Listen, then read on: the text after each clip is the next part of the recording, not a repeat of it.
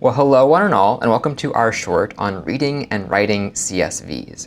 Now, CSVs are great for storing data in terms of comma-separated values, and they're great for analyzing data, particularly when coupled with Python. So I have here a program called views.py, which is not implemented yet, but will be soon. The goal of it is to read in some data from views.csv, these comma-separated values in this file here. And notice how I have, in this case, the names of each of the 36 views of Mount Fuji, some prints produced by the artist Hokusai in the 1830s. Now, I have here three columns of data, if you will, one called ID, which identifies the ID of the print, one called English title, which is the English title of the print, and one called Japanese title, which is the Japanese title of the print as well. So notice here, if I go to 1.jpg 2, I actually have a picture of the Great Wave of Kanagawa right here as well. If I go to 2.jpg, I'll see fine wind, clear morning. So there's actually a correspondence between the IDs of the pictures here and the actual pictures, the .jpegs I have stored in my code space here as well. So I'll go ahead and close these. And our goal is to read in this CSV of views and do a bit of image analysis on them. I think it would be interesting if we could actually find out how bright or not bright each of these photos is. In fact, we have a function here called calculate brightness, which takes as input a file name and returns to us 0 to 1 on a 0 to 1 scale, how bright or not bright, how dark the image is. 1 being brightest, completely white, and 0 being the darkest, completely black in this case. So let's see if we could maybe start off by just reading whatever is inside of this CSV file and focus on the analyzing just a little bit later. So our first step will be to try to open this CSV file and maybe get a sense for the data that's inside of it and make sure we can actually see that data in Python too. So to read a CSV file, we've seen we should use the CSV library. I'll import CSV up top.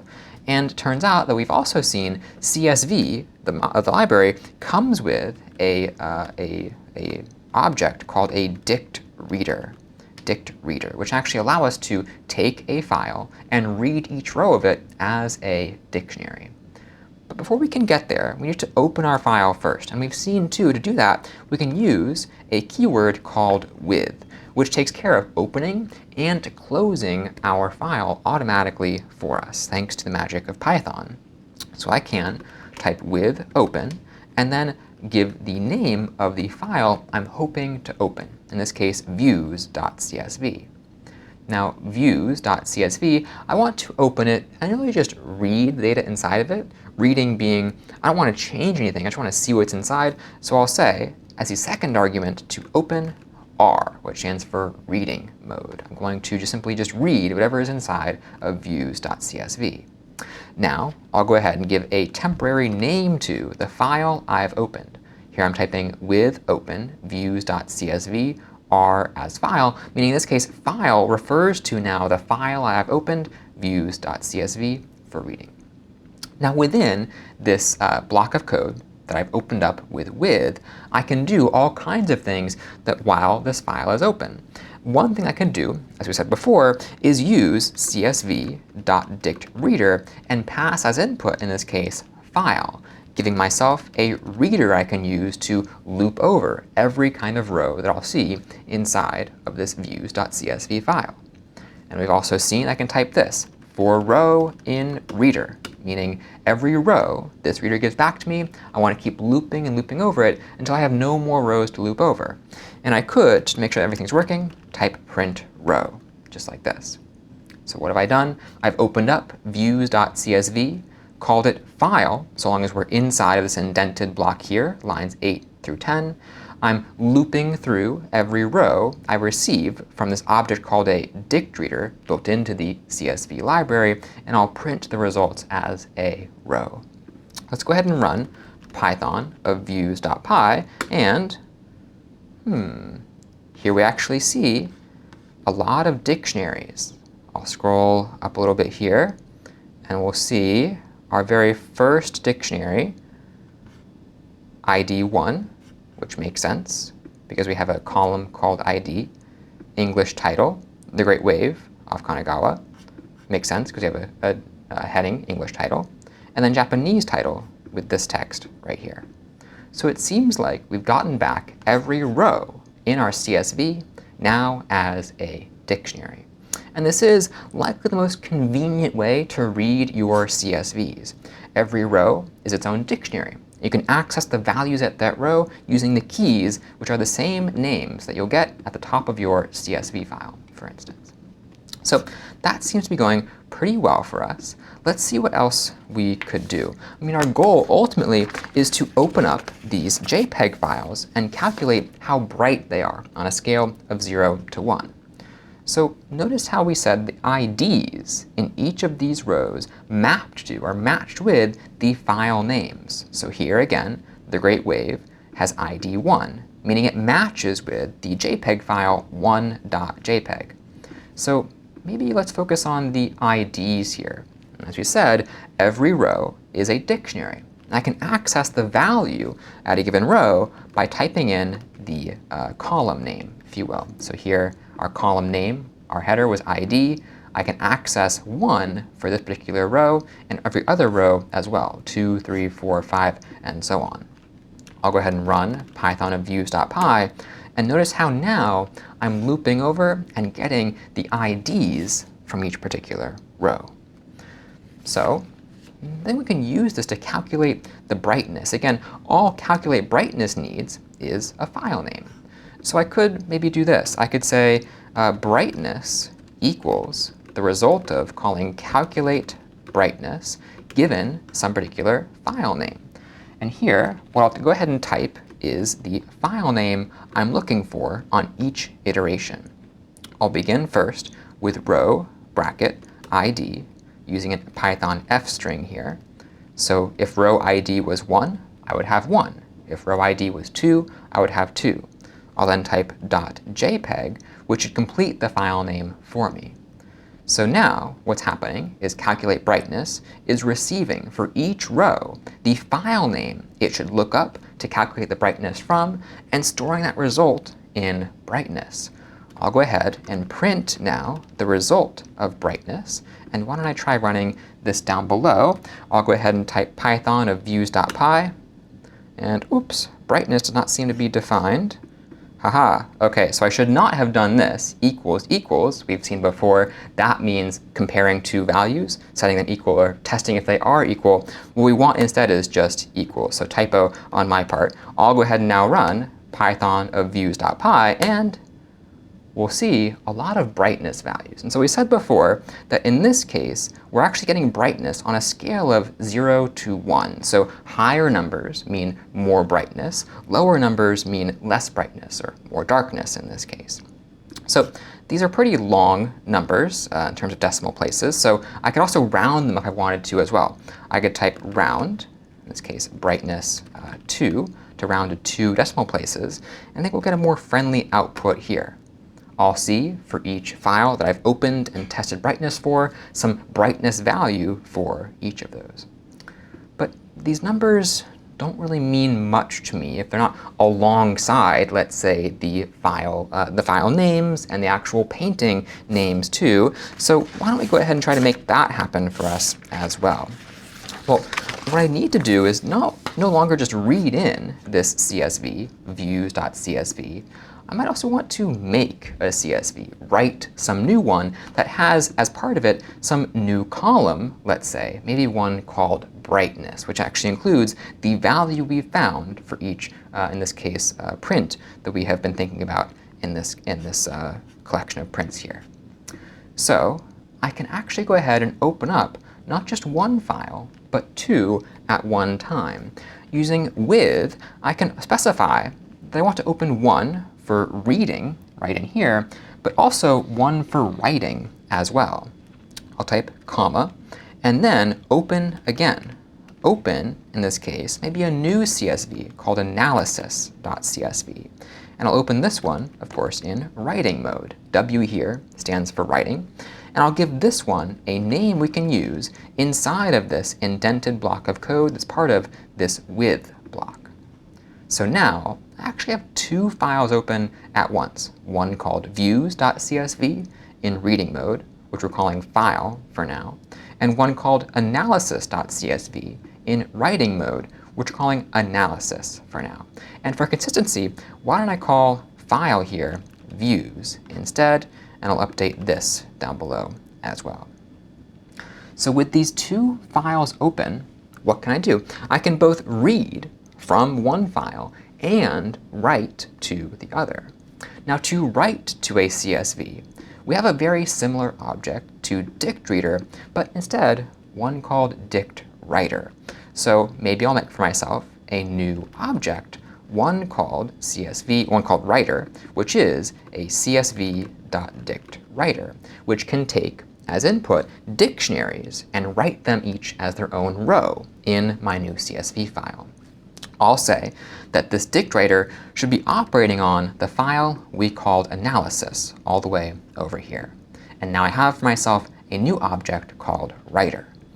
But to create this writer, I still need more information. Notice how in views.csv, we actually have what's called a header, some column names, if you will, ID, English title, Japanese title. We need to specify the same things for our new CSV called analysis.csv. And we do so when we create this dictWriter. In fact, it has another argument called field names, where field names refers to the header names you'll see up top. Well, what should field names for analysis be equal to? Well, they should be equal to, of course, the same column names as before, so ID, English title, Japanese title. And I could type these out just like this, or I could make use of the reader itself. The reader actually stores those same field names in an attribute called field names. So I can type reader.fieldnames. What we're saying here is that this new file, analysis, should have the same field names, the same header as we see in views.csv, thanks to them being stored in reader.fieldnames, which is created from dictReader on this views file here. But now we also want a brightness column, a new field name here. So I could go ahead and combine various lists. This field names is a type of list. I can go ahead and add a new value to that list with this syntax here, plus some new list. I'm going to go ahead and call this brightness. So now I have, for this new writer on this file analysis, I have not just these headers, ID, English title, and Japanese title, but also now one called brightness as well. And just to be sure we're making progress here, I could even go ahead and I could try to write the header. Turns out this writer object has a method called write header, just like this. And if I were to run this code as is, we should hopefully see a new file called analysis.csv with those headers in place. I'll run python of views.py, and we'll see, of course, our brightness being printed out thanks to 12 through 14, but also we'll see analysis.csv, which has all the same field names as before, the same headers, as well as one called brightness. So now we have the basis for our analysis.csv, but we still need our rows. So in views.py, what can we do? We could probably, as we loop over the rows in this reader object, maybe also write some rows. Maybe, let's say, read in some row, find the brightness for that print, and then go ahead and write some new row in our analysis.csv over here. So let's try this. Maybe inside of this loop on line 12, I still want to calculate the brightness just like this, but rather than printing, what I really want to do is write a new row. So writer, this csv.dictWriter object, has a method called writeRow, allowing me to pass in a dictionary that will then be written to this file, in this case, analysis. Now, we can specify here the keys, which should match, in this case, the headers of our CSV file, ID, English title, Japanese title, and brightness, and provide some values that this row should have for each of those columns. I'll go ahead and type ID, which is a key, same thing that we have as a field name, as a header here. I'll then go ahead and say row, bracket ID. So in this case, the ID, the value for ID of this new row, should match the ID of this row. That makes sense? So first 1, then 2. We'll have 1, then 2 as well in analysis.csv. Now really same thing for English title. That should be the same as the current row's English title, where row here refers to a row from views.csv. So again, if we had the Great Wave, we would also see the Great Wave as the English title in analysis.csv. Same thing here for Japanese title. Japanese title, we would have, of course, the Japanese title from the row. And now, here comes the actual the change we're making here. If I wanted to include brightness, I can do that as well. I can specify a key called brightness, matching, in this case, this column named brightness, and specify the value that should appear on any given row. In this case, the brightness we calculated up above. Let's go ahead and try this out. And again, here was our full code here. I'll go ahead and run down below Python of views.py, and we'll see no output, at least in our terminal. But now if I look at analysis.csv, well, I'll see the very same data from views.csv, and now this new column called brightness with the brightness value we calculated. Probably still want to round this though, so I'll go back to views.py, and I will round brightness here, just like this. And then I'll go ahead and run Python of views.py again. If I go back and look, let's see, I'll have those rounded brightness values as well. Now let's test visually to see if this is actually correct. So we said before that numbers closer to 0 were darker, and numbers closer to 1 were brighter. Now I have here on line print ID 3, 0.34, which seems like a pretty low value compared to the other ones. Let's go check this out. I'll go now to 3.jpg, and we'll see a pretty dark print. If I go back to analysis.csv here, let's find a pretty bright one. I think in this case, looks like a view of Mount Fuji. That one seems pretty bright, 0.75. If we look at this one, we'll see it is, in fact, among the brighter of these as well. So just to be clear, we had before 3 among the darker, and now 35 among the brighter. So a neat way of analyzing these images by their brightness. So I'd argue that our code seems to work. We're both reading and writing from a CSV, but our next step could be to improve the design of our code. Notice here, on line 15 through 20, there's a lot of redundancy. We said before that we really want the same data from the rows we're reading from to show up in the rows we're writing to. So it turns out, I actually don't need to make a brand new dictionary.